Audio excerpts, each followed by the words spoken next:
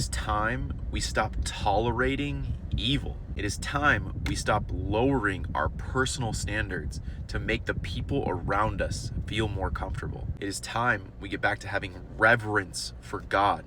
And what reverence for God means is a deep respect. Instead of fearing man and man's opinion, because of the deep respect that we have for God, we start doing what God says because I'm more afraid, I have more fear of the Lord for what happens if I don't live in obedience to Him, rather than being afraid of what someone's gonna think of me. It all starts with personal accountability for yourself, because if you are taking care of yourself and you're holding yourself to a certain standard, when anybody is around you that is not holding themselves to that standard, just subconsciously, they will be around you and they'll think, how they're living their life is different than how I'm living my life.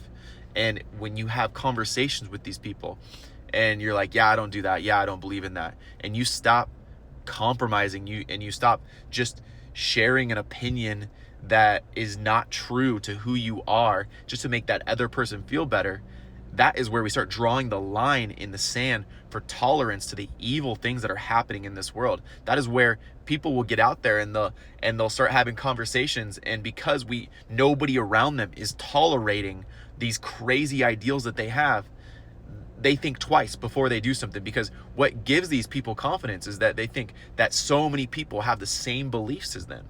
And that is crazy. These beliefs are insane. And I firmly believe that not that many people have these beliefs, but they get into an echo chamber of the internet, and then they go out in the world and then they test the waters. They have a conversation here and there. And somebody, because they don't want to make that person unhappy, they don't want to make them uncomfortable because they're too scared of what that person is going to think of them rather than what God's going to think of them. They're like, oh, haha, they entertain them. We need to stop entertaining evil, entertaining things that are not biblical. We need to draw the line in the sand and stop tolerating these things and hold yourself personally accountable. Hold yourself to the standard that the Bible holds you to. And that's where everything will start to change.